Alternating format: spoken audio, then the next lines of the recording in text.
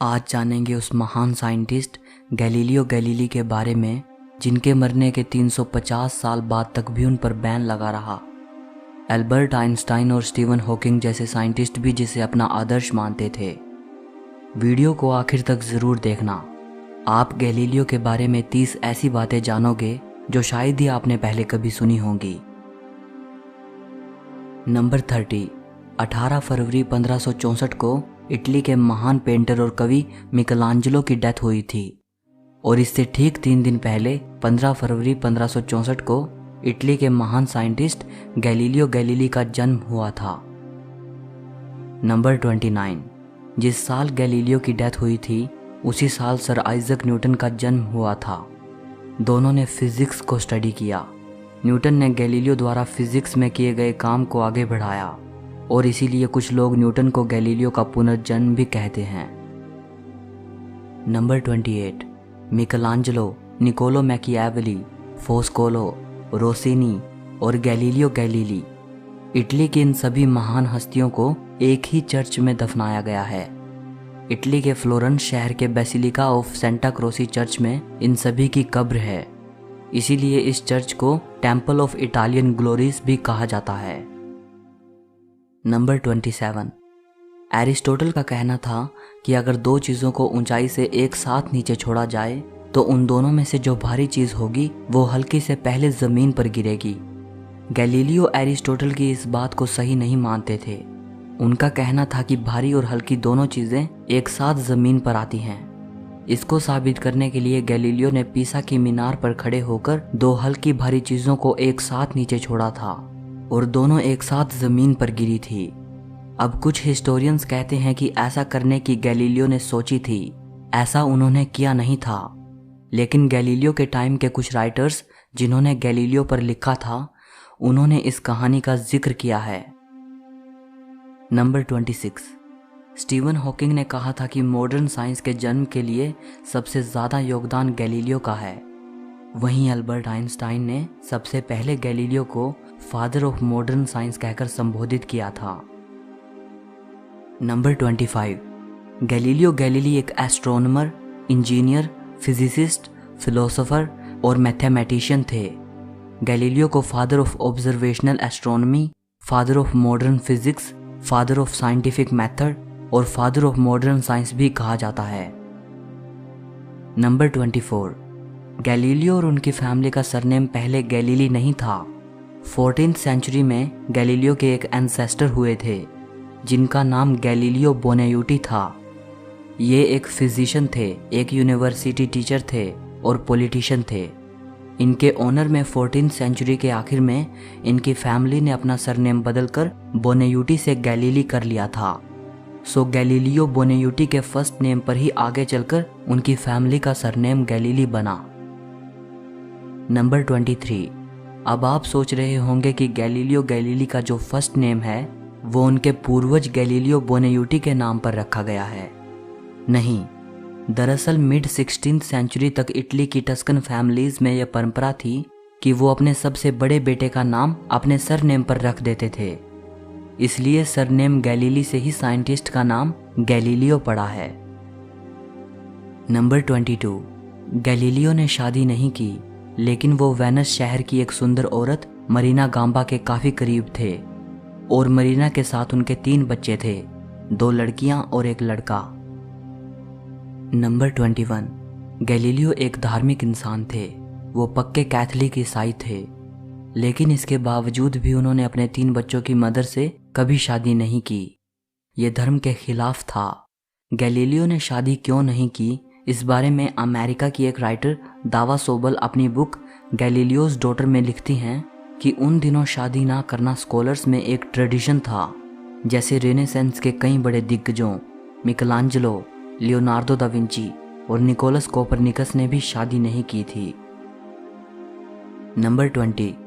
क्योंकि गैलीलियो की डॉटर्स बगैर शादी के जन्मी थी इसलिए गैलीलियो मानते थे कि उनकी शादी नहीं की जा सकती और वो सोचते थे कि अगर शादी करनी भी पड़ी तो उनको भारी दहेज देना पड़ेगा। गैलीलियो की इनकम इतनी नहीं थी कि वो इतना दहेज उठा पाएं। आखिर में गैलीलियो ने डिसाइड किया कि उनकी बेटियों के लिए धार्मिक जीवन बिताना ही सही रहेगा और उसने अपनी दोनों बेटियों को कॉन्वेंट में भेज दिया, जहां उन्होंने अपनी सारी जिंदगी बिताई। नंबर 19। आमतौर पर यह माना जाता है कि गैलीलियो ने टेलीस्कोप का आविष्कार किया था, लेकिन यह सच नहीं है। हॉलैंड के एक शख्स थे जिनका नाम हैंस लिपर्शे था। ये आई ग्लासेस बनाने का काम करते थे। इनको ही टेलीस्कोप की इन्वेंशन के लिए क्रेडिट दिया जाता है। सन 1608 में लिपर्शे ने अपनी टेलीस्कोप की इन्वेंशन को पेटेंट करवाने के लिए एप्लीकेशन दी, लेकिन हॉलैंड सरकार ने सोचा कि टेलीस्कोप जैसी इन्वेंशन को कॉपी करना बेहद आसान है, क्योंकि लिपर्शे द्वारा दी गई एप्लीकेशन के कुछ ही दिनों बाद हॉलैंड के एक और इंस्ट्रूमेंट बनाने वाले शख्स ने उसी डिवाइस को पेटेंट करवाने की कोशिश की। दोनों में से किसी के भी पेटेंट को ग्रांटेड नहीं किया गया, लेकिन क्योंकि लिपर्शे की एप्लीकेशन सबसे पहली थी, इसीलिए उन्हीं को इन्वेंशन के लिए क्रेडिट दिया जाता है। नंबर 18। 1609 में गैलीलियो को टेलीस्कोप के आविष्कार के बारे में पता चला और उन्होंने खुद का टेलीस्कोप बना लिया। उन्होंने पहले वाले टेलीस्कोप के कंपेयर में एक बेटर वर्जन बनाया, उसमें काफ़ी सुधार करते हुए। गैलीलियो ने टेलीस्कोप का आविष्कार तो नहीं किया, लेकिन हाँ, वो पहले ऐसे इंसान थे जिन्होंने पहली बार किसी ऑप्टिकल इंस्ट्रूमेंट का इस्तेमाल आसमानी चीज़ों को स्टडी करने के लिए किया था। नंबर 17। गैलीलियो के ज़माने में ये आम विश्वास था कि चांद का सरफेस स्मूथ होता है। गैलीलियो ने टेलीस्कोप से ये पता लगाया कि चांद की सतह स्मूथ नहीं है, बल्कि उस पर गड्ढे और पहाड़ हैं, और इस तरह गैलीलियो ने पुरानी मान्यताओं को उखाड़ फेंका। नंबर 16। 13 मार्च 1610 को गैलीलियो ने द स्टारी मैसेंजर नाम से एक पुस्तिका को पब्लिश किया। यह हिस्ट्री का पहला साइंटिफिक वर्क था जिसमें टेलीस्कोप द्वारा की गई ऑब्जर्वेशंस को दिखाया गया था। ये जो स्क्रीन पर आप देख रहे हैं, ये गैलीलियो द्वारा बनाए गए चांद के स्केचेस हैं। इनको गैलीलियो ने टेलीस्कोप से देखकर बनाया था। नंबर 15। इटली के फ्लोरेंस में इंस्टीट्यूटो ई म्यूजियो दी स्टोरिया डेला शिएंजा नाम से एक म्यूजियम था। 10 जून 2010 को गैलीलियो के ऑनर में इस म्यूजियम का नाम बदलकर म्यूजियो गैलीलियो कर दिया गया। नंबर 14। गैलीलियो को हुए 400 साल बीत जाने के बाद आज भी गैलीलियो का टेलीस्कोप बचा हुआ है। ये फ्लोरेंस के म्यूजियो गैलीलियो में रखा है। म्यूजियम में गैलीलियो द्वारा बनाए गए 2 टेलीस्कोप और ऑब्जेक्टिव लेंस रखे हैं। इन्हीं से गैलीलियो ने जुपिटर प्लैनेट के 4 चंद्रमाओं को खोजा था। नंबर 13। गैलीलियो ने अपनी ऑब्जर्वेशंस में पाया कि निकोलस कोपरनिकस सही थे। निकोलस कोपरनिकस गैलीलियो से पहले 15th सेंचुरी में एक साइंटिस्ट हुए थे, जिन्होंने सबसे पहले कहा था कि यूनिवर्स का सेंटर सूर्य है और पृथ्वी सहित सारे प्लैनेट्स सूर्य का चक्कर लगाते हैं। गैलीलियो ने भी कोपरनिकस की इस थियोरी को सपोर्ट किया। इससे पहले लोग यही मानते थे कि पृथ्वी यूनिवर्स का सेंटर है और सूरज सहित सारे प्लैनेट्स पृथ्वी का चक्कर लगाते हैं। उस वक्त के एस्ट्रोनॉमर्स ने गैलीलियो की इस बात का विरोध किया। 1615 में इस सारे मैटर की रोमन कैथोलिक चर्च ने जांच की। कैथोलिक चर्च ने कोपरनिकस की थ्योरी को बेतुकी कहकर उसे धर्म विरोधी घोषित कर दिया, क्योंकि यह थ्योरी बाइबल में कही गई कुछ बातों का खंडन करते हुए दिख रही थी। नंबर 12। 1632 में गैलीलियो ने एक बुक लिखी थी। इस बुक में गैलीलियो ने अपनी बात को डिफेंड किया। इसके बाद गैलीलियो पर मुकदमा चलाया गया, जिसमें उनको धार्मिक मान्यताओं को ठेस पहुंचाने के लिए दोषी पाया गया। नंबर 11। दोषी पाए जाने के बाद गैलीलियो को मजबूर किया गया कि वो सभी के सामने अपना बयान वापस लें और कहें कि उनकी थ्योरी कि पृथ्वी सूर्य के चारों ओर घूमती है गलत है। कहा जाता है कि जब गैलीलियो ने अपनी गलती मानी तब वो बेहद दुखी थे। अपना बयान वापस लेने के बाद गैलीलियो ने नीचे देखते हुए ये वाक्य कहा, एंड येट इट मूव्स, और ये अभी भी घूम रही है। नंबर 10। गैलीलियो को पहले तो उम्र कैद की सज़ा सुनाई गई, लेकिन बाद में उनकी सज़ा को उम्र कैद से हाउस अरेस्ट में बदल दिया गया और कहा गया कि वो अपनी बची हुई सारी ज़िंदगी अपने घर के अंदर रहकर ही बिताएंगे। नंबर 9। बार्तोलोमे इस्तेवान मूरियो, जो कि एक स्पेनिश पेंटर थे। गैलीलियो के मरने के 2 साल बाद इन्होंने गैलीलियो की एक पेंटिंग बनाई थी। पेंटिंग में दिखाया गया है कि गैलीलियो जेल के अंदर बैठे हैं, मानो वो किसी गहरी सोच में हों।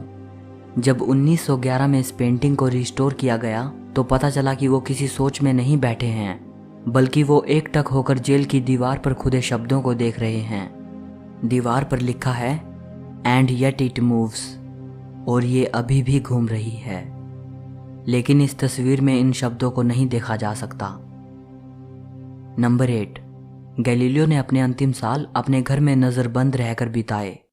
इस दौरान उन्होंने अपना ज़्यादातर वक्त अपनी बुक लिखने में लगाया, जिसका नाम था टू न्यू साइंसेस। उन पर लगे बैन के चलते वो इटली में तो अपनी बुक को पब्लिश नहीं कर पाए, लेकिन उनकी बुक 1638 में हॉलैंड में पब्लिश हुई। नंबर 7, हाउस अरेस्ट के दौरान गैलीलियो के कई चाहने वाले उनसे मिलने आते थे। उनसे मिलने आने वाले लोगों में यूरोप की 2 बड़ी हस्तियों का नाम भी शुमार है, फिलोसोफर थॉमस होब्स और पोएट जॉन मिल्टन। ये दोनों गैलीलियो के हाउस अरेस्ट के दिनों में उनसे मिलने आए थे। नंबर 6, सन 1638 में गैलीलियो कंप्लीटली ब्लाइंड हो चुके थे और इसके ठीक 4 साल बाद 8 जनवरी 1642 को उनकी डेथ हो गई। नंबर 5, गैलीलियो की मृत्यु के बाद टस्कनी शहर के नवाब ने चाहा कि गैलीलियो को फ्लोरेंस के बेसिलिका ऑफ सेंटा क्रोसी चर्च में दफनाया जाए, जहां गैलीलियो के फादर की भी कब्र थी। लेकिन ऐसा नहीं हो सका।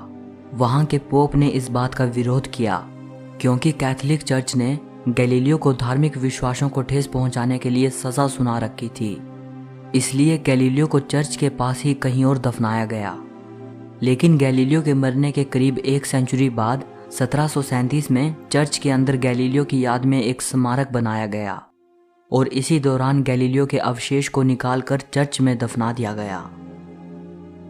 नंबर 4, गैलीलियो का शव निकालने के बाद उसे फिर से दफनाने से पहले उनके शरीर से उनकी 3 उंगलियां और 1 दांत निकाल लिया गया।